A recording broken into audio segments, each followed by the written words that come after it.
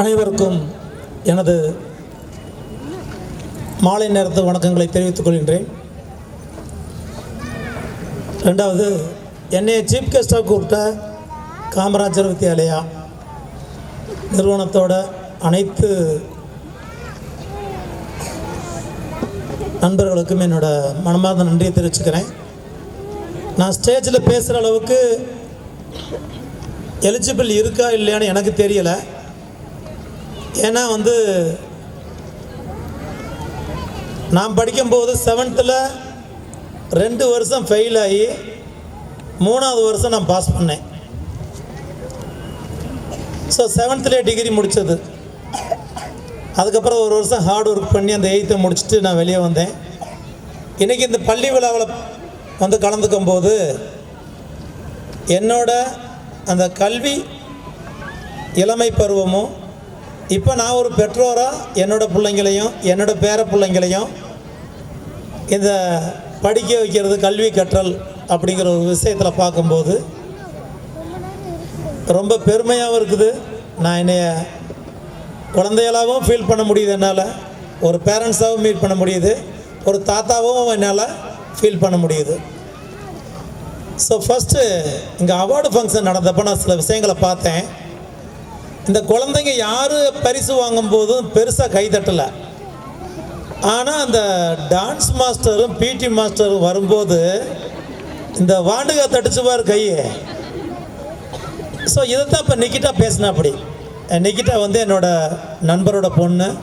அவங்க அப்பாவும் நானும் ரொம்ப அனந்தமி மாதிரி ரொம்ப க்ளோஸ் ஃப்ரெண்டு. நிக்கிதா சின்ன வயசில் நான் பார்த்தது கிடையாது, இப்போ தான் நாங்கள் ஃப்ரெண்ட் ஆனோம். ஆனால் அவங்க ஃபேமிலி ஹிஸ்ட்ரி பூரா தெரியும். இப்போ நிக்கிட்டா அங்கே பேசுனது என்னோடய பொண்ணு பேசுன மாதிரி எனக்கு ஒரு ஃபீல்.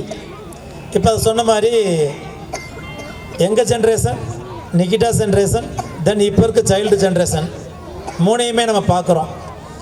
ஸோ இன்றைய சூழலில் கல்வி அப்படிங்கிறது எவ்வளோ முக்கியம் அப்படிங்கிறது ஒரு முக்கியமான கருத்து. தயவு செய்து நான் சொல்கிற எல்லாம் ஒரு முக்கியமான என்னோடய எக்ஸ்பீரியன்ஸ். குழந்தைகளை மார்க்குன்னு போட்டு வாட்டாதீங்க. அவங்களுக்கு என்ன ஃபேஷன்னு கண்டுபிடிங்க, அவங்க எதை விரும்புகிறாங்கன்னு கண்டுபிடிங்க. இன்றைக்கி இருக்க குழந்தைங்க நம்மளோட கம்பேர் பண்ணும்போது ஒரு 100 மடங்கு புத்திசாலிங்க. நீங்கள் சொல்லிக் கொடுத்து அவங்கள தெரிய வைக்கணுங்கிற அவசியம் இல்லை.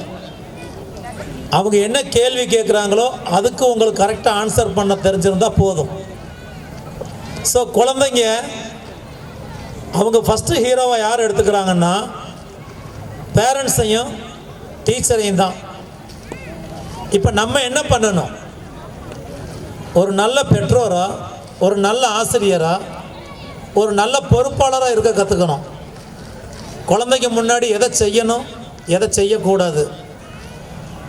ஒரு படத்தில் சொல்லுவாங்க, சூர்யா படத்தில், குழந்தைய கெட்ட வார்த்தையை பேசுகிறதில்ல, அவங்க கேட்ட வார்த்தையை பேசுகிறாங்க அப்படின்னு. ஸோ குழந்தைய வளர்க்குற முக்கிய பங்கு பேரண்ட்ஸுக்கு. ஏன்னா 8 மணி நேரம் ஸ்கூலில் இருக்காங்க, மீதி 16 மணி நேரம் உங்களோட இருக்காங்க. பேரண்ட்ஸ் அவங்கள எப்படி வழி நடத்தணும், அதுக்கு தக்கனப்போ அவங்கள படிக்க வைக்கிறதுக்கு நம்ம படிக்கிற மாதிரி இருக்கு, நம்ம நாலேஜ் எஜுகேட் பண்ணிக்கிற மாதிரி இருக்குது. அதனால் குழந்தை வளர்ப்பு மற்றும் கல்வி முறைகளில் பெற்றோருக்கு முழு பங்கு இருக்குது, டீச்சருக்கு முழு பங்கு இருக்குது. நம்ம வீட்டில் அந்த குழந்தைகளை எவ்வளோ கஷ்டப்பட்டு நம்ம பராமரிக்க நமக்கு தெரியும். அதே இந்த 1000 குழந்தைகள் 100 குழந்தைகள் இங்கே வச்சு மேனேஜ் பண்ணுறது எவ்வளோ கஷ்டம்னு தெரியும். ஸோ அவங்களோட இன்ட்ரெஸ்ட்டை புரிஞ்சுக்கிட்டு அவங்களுக்கு நீங்கள் அதுக்கு தகுந்த மாதிரி எஜுகேட் பண்ணிங்கன்னா கண்டிப்பாக அவங்க அடுத்த இலக்குகள் அடைவாங்க. கல்வி முக்கியம்தான், அதில் எந்த மாற்று கருத்தும் கிடையாது. ஆனால் குழந்தைகளை ஏதோ வேலைக்கு போகிறதுக்காண்டி, மார்க் வாங்கிறதுக்காண்டி அப்படி படிக்க வைக்காதீங்க. குருட்டு மனப்பாடம் இங்கே ஒன்றுக்கும் உதவாது. அவங்க படிக்கணும், நாலேஜ் வேணும், தப்பு இல்லை. ஆனால் ப்ராக்டிக்கலாக நீங்கள் குழந்தைகளுக்கு எதிர்காலத்தை பற்றி சொல்லிக் கொடுங்க, நல்லது கெட்டதை பற்றி சொல்லிக் கொடுங்க, அவங்க வாழ்க்கையில் எது செஞ்சால் என்ன நடக்கும்னு சொல்லிக் கொடுங்க. அவங்களுக்கு நீங்கள் ஃப்ரெண்டாக இருந்தால் தான் நீங்கள் கற்றுக் கொடுக்க முடியும். பேரண்ட்ஸாக இருந்தீங்கன்னா கற்றுக் கொடுக்க முடியாது இன்றைக்கி நிலைமைக்கு.